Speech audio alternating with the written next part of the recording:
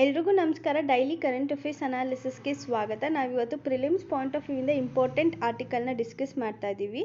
So ಮೊದಲನೇ article ಬಂದ್ಬಿಟ್ಟು ಟೆಲಿಕಾಮ್ಸ್ ಬಗ್ಗೆ. ಸೊ ಅಂದರೆ ಈ ಒಂದು ಟೆಲಿಕಾಮ್ ಡಿಪಾರ್ಟ್ಮೆಂಟಲ್ಲಿ ತುಂಬ ರಿಫಾರ್ಮ್ಸನ್ನು ತೊಗೊಂಡು ಬಂದಿದ್ದಾರೆ. ಸೊ ಅದನ್ನು ನಾವು ಈ ಒಂದು ಆರ್ಟಿಕಲಲ್ಲಿ ಡಿಸ್ಕಸ್ ಮಾಡ್ತಾ ಇದ್ದೀವಿ. ಸೊ ಈ ಒಂದು AGR ಕಾನ್ಸೆಪ್ಟ್ ಏನಿತ್ತು ಅದನ್ನು ರೀಡಿಫೈನ್ ಮಾಡಿದ್ದಾರೆ.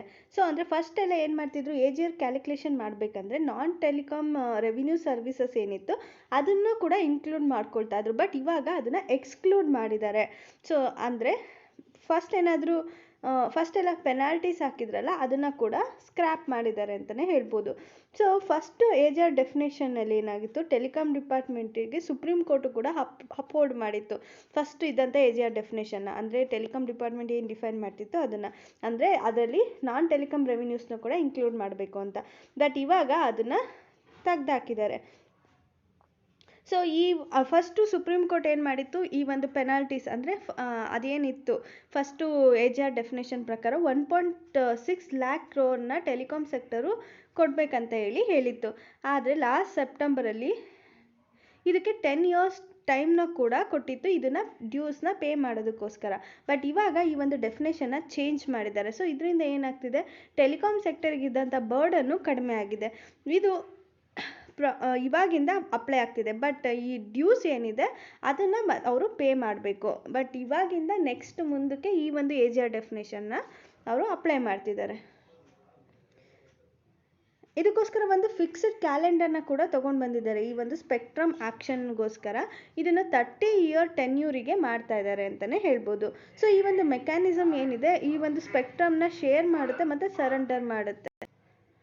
ಮತ್ತು ಫಾರಿನ್ ಡೈರೆಕ್ಟ್ ಇನ್ವೆಸ್ಟ್ಮೆಂಟ್ ಏನಿತ್ತು ಈ ಒಂದು ಸೆಕ್ಟರಲ್ಲಿ ಅದನ್ನು ಕೂಡ ಜಾಸ್ತಿ ಮಾಡಿದ್ದಾರೆ. ಅಂದರೆ 100%ವರೆಗೂ ಫಾರಿನ್ ಡೈರೆಕ್ಟ್ ಇನ್ವೆಸ್ಟ್ಮೆಂಟನ್ನು ಅಲೋ ಮಾಡ್ತಿದ್ದಾರೆ. ಫಸ್ಟ್ ಏನು ಮಾಡಿದ್ರು, 49%ಗೆ ಲಿಮಿಟ್ ಮಾಡಿದ್ರು. ಇವಾಗ 100%ಅನ್ನು ಕೂಡ ಅಲೋ ಮಾಡ್ತಿದ್ದಾರೆ. ಸೊ ನಾವು ಆಲ್ರೆಡಿ ಡಿಸ್ಕಸ್ ಮಾಡಿದ್ದೀವಿ. 4 year ಮೊರಟೋರಿಯಂ ಪೀರಿಯಡನ್ನು ಕೊಟ್ಟಿದ್ದಾರೆ ಈ ಒಂದು ಡ್ಯೂಸ್ನ ಪೇ ಮಾಡೋದಕ್ಕೆ. ಮತ್ತು 100% ಫಾರಿನ್ ಡೈರೆಕ್ಟ್ ಇನ್ವೆಸ್ಟ್ಮೆಂಟನ್ನು ಅಲೋ ಮಾಡ್ತಿದ್ದಾರೆ. ಮತ್ತು ಹೊಸದಾಗಿ KYC ಅವಶ್ಯಕತೆ ಇಲ್ಲ. ಪ್ರೀಪೇಯ್ಡಿಂದ ಪೋಸ್ಟ್ಪೇಯ್ಡಿಗೆ ಅಥವಾ ಪೋಸ್ಟ್ಪೇಯ್ಡಿಂದ ಪ್ರೀಪೇಯ್ಡಿಗೆ ಕನ್ವರ್ಟ್ ಆಗಬೇಕಂದ್ರೆ. ಮತ್ತು ಸ್ಪೆಕ್ಟ್ರಮ್ ಆ್ಯಕ್ಷನ್ನ ಕೂಡ last quarter of every financial ಇಯರಲ್ಲಿ ಆ್ಯಡ್ ಮಾಡಬೇಕಂತ ಹೇಳ್ತಿದ್ದಾರೆ. ಮತ್ತು 5G ಸ್ಪೆಕ್ಟ್ರಮ್ಗೆ ಕೂಡ ಆ್ಯಕ್ಷನನ್ನು ಇವರು ಕಂಡಕ್ಟ್ ಮಾಡ್ತಿದ್ದಾರೆ. ನೆಕ್ಸ್ಟ್ ಆರ್ಟಿಕಲಿಗೆ ಹೋಗೋದಾದರೆ ಸನ್ಸೆಟ್ TV ಬಗ್ಗೆ ಇಲ್ಲಿ ಡಿಸ್ಕಸ್ ಮಾಡ್ತಿದ್ದಾರೆ. ಪ್ರೈಮ್ ಮಿನಿಸ್ಟರ್ ಅವರು ಸನ್ಸೆಟ್ TVನ ಲಾಂಚ್ ಮಾಡಿದ್ದಾರೆ. ಏನಿದು ಸನ್ಸೆಟ್ TV ಅಂದರೆ ಇದೊಂದು ನ್ಯೂಸ್ ಚಾನೆಲ್ಲು. ಇದು ಲೋಕಸಭಾ ಮತ್ತು ರಾಜ್ಯಸಭಾ TV ಎರಡನ್ನು ಕಂಬೈನ್ ಮಾಡಿ ಲಾಂಚ್ ಮಾಡಿರೋವಂಥದ್ದು. ಸೊ ಈ ಒಂದು ಲೋಕಸಭಾ TV ಏನಿದೆ ಇದು brain child of speaker Somnath Chatterjee. ಅಂದರೆ ಸೋಮನಾಥ್ ಚಟರ್ಜಿ ಅವರು ಇದಕ್ಕೆ ಕಾರಣ ಈ ಒಂದು ಲೋಕಸಭಾ TV ಬರೋದಕ್ಕೆ ಅಂತಲೇ ಹೇಳ್ಬೋದು. ಸೊ ಇದು 15 yearsಯಿಂದ ಫಂಕ್ಷನ್ ಮಾಡ್ತಿದೆ. ರಾಜ್ಯಸಭಾ TV 10 yearsಯಿಂದ ವರ್ಕ್ ಮಾಡ್ತಿದೆ. ಸೊ ಇವೆರಡೂ ಚಾನಲನ್ನು ಕಂಬೈನ್ ಮಾಡಿ ಒಂದು ಸಿನರ್ಜಿ ಮತ್ತು ಎಕನಾಮಿಕ್ಸ್ನ ತರೋದಕ್ಕೋಸ್ಕರ ಈ ಸನ್ಸೆಟ್ TVನ ತೊಗೊಂಡು ಬಂದಿದ್ದಾರೆ. ಪಾರ್ಲಿಮೆಂಟ್ ಸೆಷನಲ್ಲಿ ಇರೋವಂಥ ಟೈಮಲ್ಲಿ ಎರಡೂ ಚಾನಲ್ ಅಂದರೆ ಲೋಕಸಭಾ TV ರಾಜ್ಯಸಭಾ TV ಎರಡೂ ಆಪ್ರೇಟ್ ಆಗುತ್ತೆ. ಆದರೆ ಲೈವ್ ಟೆಲಿಕಾಸ್ಟನ್ನು ಕೊಡುತ್ತೆ. ಬಟ್ ಇವಾಗ ಪಾರ್ಲಿಮೆಂಟ್ ಏನಾದರೂ ರಿಸೆಸ್ಸಲ್ಲಿದೆ ಅಂದಾಗ ಸನ್ಸೆಟ್ TV ಮಾತ್ರ ಅಲ್ಲಿ ಟೆಲಿಕಾಸ್ಟ್ ಆಗುತ್ತೆ ಅಂತಲೇ ಹೇಳ್ಬೋದು. ನೆಕ್ಸ್ಟ್ ಆರ್ಟಿಕಲಿಗೆ ಹೋಗೋದಾದರೆ ಸೆಕ್ಯೂರಿಟಿ ಗ್ರೂಪಿಂಗ್ ಆಫ್ ಅಕೂಸ್ ಅಂದರೆ ಆಸ್ಟ್ರೇಲಿಯಾ, UK ಆ್ಯಂಡ್ US ಅಂತ ಕನ್ಸಿಡರ್ ಮಾಡ್ಬೋದು. ಸೊ ಇದು ಟ್ರೈಲ್ಯಾಟ್ರಲ್ ಸೆಕ್ಯೂರಿಟಿ ಪಾರ್ಟ್ನರ್ಶಿಪ್ ಅಂತಲೇ ಹೇಳ್ಬೋದು. ಯಾವ ರೀಜನಿಗೆ ಅಂದರೆ ಇಂಡೋ ಪೆಸಿಫಿಕ್ ರೀಜನಲ್ಲಿ ಇರುವಂಥ ಟ್ರೈಲ್ಯಾಟ್ರಲ್ ಸೆಕ್ಯೂರಿಟಿ ಪಾರ್ಟ್ನರ್ಶಿಪ್ಪು. ಆಸ್ಟ್ರೇಲಿಯಾ ಅಂದರೆ ಆಸ್ಟ್ರೇಲಿಯಾ, UK ಅಂದರೆ ಯುನೈಟೆಡ್ ಕಿಂಗ್ಡಮ್, US ಅಂದರೆ United States of America. So central features ಏನು ಇದ್ರದ್ದು ಅಂದರೆ ಈ ಒಂದು ಪಾರ್ಟ್ನರ್ಶಿಪ್ದು ಉದ್ದೇಶ ಏನು ಅಂದರೆ 18 month ಟ್ರೈಲ್ಯಾಟ್ರಲ್ ಎಫರ್ಟನ್ನು ಹಾಕೋದ್ರ ಮೂಲಕ ಆಸ್ಟ್ರೇಲಿಯಾಗೆ ಹೆಲ್ಪ್ ಮಾಡೋದು. ಏನಕ್ಕೆ, ನ್ಯೂಕ್ಲಿಯರ್ ಪವರ್ ಸಬ್ಮರೈನ್ನ ಅಕ್ವೈರ್ ಮಾಡ್ಕೊಳ್ಳೋದಕ್ಕೋಸ್ಕರ. ಸೊ ಇದರಿಂದ ಏನಾಗುತ್ತೆ, ಹಳೇದೇನಿದೆ ಅದನ್ನು ರೀಪ್ಲೇಸ್ ಮಾಡಿ ಕನ್ವೆನ್ಷನಲ್ ಕೌಂಟರ್ ಪಾರ್ಟ್ಸ್ನ ರೀಪ್ಲೇಸ್ ಮಾಡಿ ಹೊಸ ಸಬ್ಮರೈನ್ಸ್ನ ತೊಗೊಂಡು ಬರಬೇಕು ಅನ್ನೋದು ಇದ್ರದ್ದು ಉದ್ದೇಶ.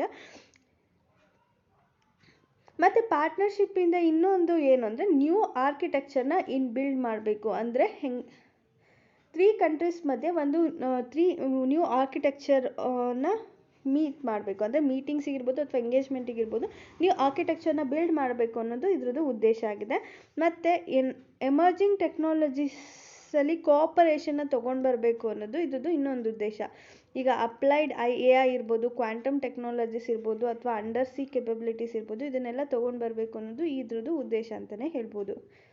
Depth of household surged between 2012 and 18 NSO ಅಂದರೆ ನ್ಯಾಷನಲ್ ಸ್ಟ್ಯಾಟಿಸ್ಟಿಕಲ್ ಆಫೀಸ್ ಪ್ರಕಾರ ಇದು ಒಂದು ಸರ್ವೆನ ಕಂಡಕ್ಟ್ ಮಾಡಿದೆ, ಆಲ್ ಇಂಡಿಯಾ ಡೆಪ್ಟ್ ಆ್ಯಂಡ್ ಇನ್ವೆಸ್ಟ್ಮೆಂಟ್ ಸರ್ವೆ ಅಂತ.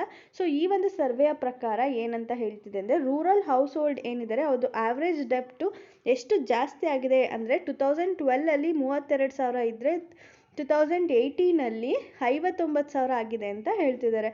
ಅದೇ ಅರ್ಬನ್ ಹೌಸ್ ಹೋಲ್ಡ್ದು ಈ ಒಂದು ಡೆಪ್ಟ್ ಏನಿದೆ 42% ಇನ್ಕ್ರೀಸ್ ಆಗಿದೆ. ಈ ಒಂದು ಪೀರಿಯಡಲ್ಲಿ ಮೋರ್ ದೆನ್ 1.2 ಲ್ಯಾಕ್ ಜಾಸ್ತಿ ಆಗಿದೆ ಅಂತಲೇ ಹೇಳ್ಬೋದು.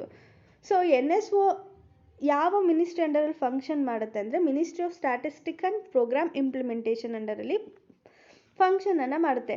ಇದು ಯಾವ್ಯಾವ ಫಂಕ್ಷನ್ಸನ್ನು ಪರ್ಫಾರ್ಮ್ ಮಾಡುತ್ತೆ ಅಂದರೆ, ಇದೊಂದು ನೋಡಲ್ ಏಜೆನ್ಸಿ ಅಂತಲೇ ಹೇಳ್ಬೋದು. ಪ್ಲ್ಯಾನ್ ಡೆವಲಪ್ಮೆಂಟ್ ಮಾಡೋದಕ್ಕೆ ಹೆಲ್ಪ್ ಮಾಡುತ್ತೆ, ಮತ್ತು ಕೆಲವೊಂದು ನಾರ್ಮ್ಸ್ ಮತ್ತು ಸ್ಟ್ಯಾಂಡರ್ಡ್ಸನ್ನು ಇದು ಕೊಡೋದ್ರ ಮೂಲಕ ಫೀಲ್ಡ್ ಆಫ್ ಸ್ಟ್ಯಾಟಿಸ್ಟಿಕ್ಸಲ್ಲಿ ಒಂದು ಸ್ಟ್ಯಾಂಡರ್ಡ್ ಮೇಂಟೈನ್ ಮಾಡೋದಕ್ಕೆ ಹೆಲ್ಪ್ ಮಾಡುತ್ತೆ. ಇದು ಕಾನ್ಸೆಪ್ಟ್ ಇರ್ಬೋದು, ಡೆಫಿನೇಷನ್ ಇರ್ಬೋದು, ಮೆಥಡಾಲಜಿ ಆಫ್ ಡಾಟಾ ಕಲೆಕ್ಷನ್ ಇರ್ಬೋದು, ಪ್ರೊಸೆಸಿಂಗ್ ಆಫ್ ಡಾಟಾ ಮತ್ತು ಡಿಸಿಮಿನೇಷನ್ ಆಫ್ ರಿಸಲ್ಟ್ಸ್ ಇರ್ಬೋದು, ಈ ಎಲ್ಲ ಒಂದು ಯಾವ ರೀತಿಯಲ್ಲಿರಬೇಕು ಅನ್ನೋದನ್ನು ಇದು ಡಿಫೈನ್ ಮಾಡುತ್ತೆ ಅಂತಲೇ ಹೇಳ್ಬೋದು. ನೆಕ್ಸ್ಟ್ ಆರ್ಟಿಕಲಿಗೆ ಹೋದಾದರೆ, cabinet clears government guarantee for bad banks. ಅಂದರೆ ಬ್ಯಾಡ್ ಬ್ಯಾಂಕ್ಸಿಗೆ ಏನು ಯೂನಿಯನ್ ಕ್ಯಾಬಿನೆಟು ಈ ಒಂದು ಪ್ರಪೋಸಲ್ ಏನಿತ್ತು ಬ್ಯಾಡ್ ಬ್ಯಾಂಕನ್ನು ಪ್ರೊವೈಡ್ ಮಾಡುವಂಥದ್ದು ಅದನ್ನು ಕ್ಲಿಯರ್ ಮಾಡಿದೆ, ಪ್ರಪೋಸಲನ್ನು ಕ್ಲಿಯರ್ ಮಾಡಿದೆ. ಅಂದರೆ government guarantee to security receipt ಅಂದರೆ ನ್ಯಾಷನಲ್ ಅಸೆಟ್ ರೀಕನ್ಸ್ಟ್ರಕ್ಷನ್ ಕಂಪನಿ ಏನಿದೆ ಅದು ಬ್ಯಾಡ್ ಲೋನ್ಸನ್ನು ಕ್ಲಿಯರ್ ಮಾಡೋದಕ್ಕೆ ಪರ್ಮಿಷನನ್ನು ಕೊಟ್ಟಿದೆ. ಸೊ ಇಂಡಿಯನ್ ಬ್ಯಾಂಕ್ ಅಸೋಸಿಯೇಷನ್ನು ಈ ಒಂದು ಟಾಸ್ಕನ್ನು ಸೆಟಪ್ ಮಾಡೋದಕ್ಕೋಸ್ಕರ, ಈ ಟಾಸ್ಕನ್ನು ಮಾಡೋದಕ್ಕೋಸ್ಕರ ಬ್ಯಾಡ್ ಬ್ಯಾಂಕ್ಸನ್ನು ಸೆಟಪ್ ಮಾಡೋದಕ್ಕೆ ಪರ್ಮಿಷನನ್ನು ತೊಗೊಂಡಿದೆ. ಸೊ ಅಂದರೆ ಗೌರ್ಮೆಂಟು ಇದಕ್ಕೆ ಗ್ಯಾರಂಟಿಯನ್ನು ಕೊಟ್ಟಿದೆ. ಸೊ 31 crore ಅಮೌಂಟನ್ನು ಇದಕ್ಕೆ 31,000 crore ಅಮೌಂಟನ್ನು ಇದಕ್ಕೋಸ್ಕರ ಅವರು ಪೆಗ್ ಮಾಡಿದ್ದಾರೆ. ಸೊ ಈ ಒಂದು ಪ್ರಪೋಸ್ಡ್ ಬ್ಯಾಂಕ್ ಏನು ಮಾಡುತ್ತೆ, 15% ಪೇ ಮಾಡುತ್ತೆ agreed value of the loans in cash and remaining 85% would government guaranteed security reserves. ಅಂದರೆ 15% ಲೋನ್ಸನ್ನು ಕೊಡುತ್ತೆ, ಕ್ಯಾಶಲ್ಲಿ ಕೊಡುತ್ತೆ, ಇನ್ನು 85% ಗೌರ್ಮೆಂಟ್ ಗ್ಯಾರಂಟಿಡ್ ಸೆಕ್ಯೂರಿಟಿ ರಿಸಿಪ್ಟನ್ನು ಕೊಡುತ್ತೆ ಈ ಒಂದು ಬ್ಯಾಂಕ್. ಬ್ಯಾಡ್ ಬ್ಯಾಂಕ್ ಅಂದರೆ ಏನು? ಬ್ಯಾಡ್ ಬ್ಯಾಂಕ್ ಅನ್ನೋದು ಒಂದು ಅಸೆಟ್ ರೀಕನ್ಸ್ಟ್ರಕ್ಷನ್ ಕಂಪನಿ. ಇದೇನು ಮಾಡುತ್ತೆ ಅಂದರೆ ಅಸೆಟ್ ರೀಕನ್ಸ್ಟ್ರಕ್ಷನ್ ಕಂಪನಿ ಅಥವಾ ಅಸೆಟ್ ಮ್ಯಾನೇಜ್ಮೆಂಟ್ ಕಂಪನಿ ಅಂತ ಕರಿತೀವಿ. ಇದು ಬ್ಯಾಡ್ ಲೋನನ್ನು ತಗೊಂಡು ಕಮರ್ಷಿಯಲ್ ಬ್ಯಾಂಕ್ದು ಏನು ಮಾಡುತ್ತೆ, ಮ್ಯಾನೇಜ್ ಮಾಡುತ್ತೆ, ಫೈನಲಿ ಅದನ್ನು ರಿಕವರ್ ಮಾಡುತ್ತೆ ಈ ಒಂದಿಷ್ಟು ಪೀರಿಯಡ್ ಆಫ್ ಟೈಮಲ್ಲಿ. ಈಗ ಫಾರ್ ಎಕ್ಸಾಂಪಲ್, ಈಗ ಸ್ಟೇಟ್ ಬ್ಯಾಂಕ್ ಆಫ್ ಇಂಡಿಯಾ ಅಂತ ಅಂದ್ಕೊಳ್ಳಿ. ಸ್ಟೇಟ್ ಬ್ಯಾಂಕ್ ಆಫ್ ಇಂಡಿಯಾದಲ್ಲಿ ಕೆಲವೊಂದು ಬ್ಯಾಡ್ ಲೋನ್ಸ್ ಇದೆ, ಅಂದರೆ ಯಾರು ಅದನ್ನು ವಾಪಸ್ ಪೇ ಮಾಡ್ತಿರಲ್ಲ. ಸೊ ಇಂಥ ಲೋನ್ಸನ್ನು ಮತ್ತು ಬ್ಯಾಡ್ ಬ್ಯಾಂಕ್ ಇದು ಯಾವುದೇ ರೀತಿಯಾದಂಥ ಲೆಂಡಿಂಗ್ ಆಪರೇಷನಲ್ಲಿ ಇನ್ವಾಲ್ವ್ ಆಗಿರಲ್ಲ ಅಥವಾ ಡೆಪಾಸಿಟನ್ನು ಕೂಡ ತೊಗೊಳ್ಳಲ್ಲ. ಇದೇನು ಮಾಡುತ್ತೆ, ಕಮರ್ಷಿಯಲ್ ಬ್ಯಾಂಕ್ಸಿಗೆ ಈ ಒಂದು ಬ್ಯಾಲೆನ್ಸ್ ಶೀಟನ್ನು ಕ್ಲಿಯರ್ ಮಾಡ್ಕೊಳ್ಳೋದಕ್ಕೆ ಮತ್ತು ಬ್ಯಾಡ್ ಲೋನ್ಸನ್ನು ರಿಸಾಲ್ವ್ ಮಾಡ್ಕೊಳ್ಳೋದಕ್ಕೆ ಮಾತ್ರ ಹೆಲ್ಪ್ ಮಾಡುತ್ತೆ. ಸೊ ಇದೇನು ಮಾಡುತ್ತೆ, ಬ್ಯಾಡ್ ಲೋನ್ಸನ್ನು ಅದ್ರದ್ದು ಅಥಾರಿಟಿಗೆ ತೊಗೊಂಡು ಒಂದು ವ್ಯಾಲ್ಯೂ ಆಫ್ನ ಬುಕ್ ಮಾಡ್ಕೊಳ್ಳುತ್ತೆ. ಸೊ ಬ್ಯಾಡ್ ಬ್ಯಾಂಕ್ ಏನು ಮಾಡುತ್ತೆ, ಅದನ್ನು ರಿಕವರ್ ಮಾಡೋಕ್ಕೆ ಟ್ರೈ ಮಾಡುತ್ತೆ. ರಿಕವರ್ ಮಾಡಾದಮೇಲೆ ಇಷ್ಟು % ಅಂತ ಕಮರ್ಷಿಯಲ್ ಬ್ಯಾಂಕಿಗೆ ದುಡ್ಡನ್ನು ಕೊಡುತ್ತೆ, ಇನ್ನು ಉಳಿದಿದ್ದನ್ನು ಬ್ಯಾಡ್ ಬ್ಯಾಂಕು ಇಟ್ಕೊಳ್ಳುತ್ತೆ. ಸೊ ಅಂದರೆ ಈಗ ಫಾರ್ ಎಕ್ಸಾಂಪಲ್ SBI ಬ್ಯಾಂಕಲ್ಲಿ ಯಾರೋ ಒಬ್ಬರು ಲೋನನ್ನು ತೊಗೊಂಡು ಅದನ್ನು ಕಟ್ಟಿಲ್ಲ ಅಂತ ಅಂದರೆ ಅದನ್ನು ಬ್ಯಾಡ್ ಲೋನ್ ಅಂತ ಕನ್ಸಿಡರ್ ಮಾಡ್ತೀವಿ. ಈ ಒಂದು ಬ್ಯಾಡ್ ಲೋನ್ ಏನಿರುತ್ತೆ ಇದನ್ನು ಯಾವುದೋ ಒಂದು ಅಸೆಟ್ ರೀಕನ್ಸ್ಟ್ರಕ್ಷನ್ ಕಂಪನಿ ಅಂತ ಅಂದ್ಕೊಳ್ಳಿ. ಈ ಒಂದು ಅಸೆಟ್ ರೀಕನ್ಸ್ಟ್ರಕ್ಷನ್ ಕಂಪನಿ ಏನು ಮಾಡುತ್ತೆ, ಈ ಲೋನ್ ಜವಾಬ್ದಾರಿನ ಜವಾಬ್ದಾರಿ ತೊಗೊಂಡು ಈಗ ಫಾರ್ ಎಕ್ಸಾಂಪಲ್ 60% ಇದು ಲೋನ್ ಕ್ಲಿಯರ್ ಆದರೆ 60% ಪ್ರಾಫಿಟ್ ನಮಗೆ ಬರಬೇಕು, ಇನ್ನು 40%ಅನ್ನು ನೀವು ಬ್ಯಾಂಕಿಗೆ ಕೊಡ್ತೀವಿ ಅಂತ ಹೇಳಿ ಅಗ್ರಿಮೆಂಟ್ ಮಾಡ್ಕೊಳ್ಳುತ್ತೆ ಅಂದ್ಕೊಳ್ಳಿ. ಇದು ಎಷ್ಟಾದರೂ ಇರ್ಬೋದು. ಸೊ ಈ ರೀತಿಯಾಗಿ ಡಿವೈಡ್ ಮಾಡ್ಕೊಳ್ತೆ. ಈ ಬ್ಯಾಡ್ ಲೋನ್ಸ್ ಕ್ಲಿಯರ್ ಆದರೆ ಈಗ 100 ರೂಪೀಸ್ ಇತ್ತು ಲೋನ್ ಅಂದರೆ 60 ರೂಪೀಸ್ನ ಅಸೆಟ್ ರೀಕನ್ಸ್ಟ್ರಕ್ಷನ್ ಕಂಪನಿ ತೊಗೊಳುತ್ತೆ, 40 ರೂಪೀಸ್ನ ಬ್ಯಾಂಕಿಗೆ ಕೊಡುತ್ತೆ. ಸೊ ಇದರಿಂದ ಎರಡಕ್ಕೂ ಬೆನಿಫಿಟ್ ಆಗುತ್ತೆ. ಇದಕ್ಕೆ ಪ್ರಾಫಿಟ್ ಬಂದಂಗೆ ಆಗುತ್ತೆ, ಇದಕ್ಕೆ ಇಫ್ ಇನ್ ಕೇಸ್ ದುಡ್ಡೇ ಬರಲ್ಲ ಅನ್ನೋ ಒಂದು ಸಿಚುವೇಷನಲ್ಲಿ ಇದ್ದಿದ್ರಲ್ಲಿ ಅಟ್ಲೀಸ್ಟ್ ಸ್ವಲ್ಪನಾದರೂ ಬರುತ್ತಲ್ವ. ಸೊ ಇದು ಬ್ಯಾಡ್ ಲೋನ್ಸಿಂದ ಆಗುವಂಥ ಈ ಬ್ಯಾಡ್ ಬ್ಯಾಂಕ್ಸ್ದು ಕೆಲಸ ಅಥವಾ ಅಸೆಟ್ ರೀಕನ್ಸ್ಟ್ರಕ್ಷನ್ ಕಂಪನಿ ಯಾವ ರೀತಿ ವರ್ಕ್ ಆಗುತ್ತೆ ಅನ್ನೋದನ್ನು ತೋರಿಸುತ್ತೆ.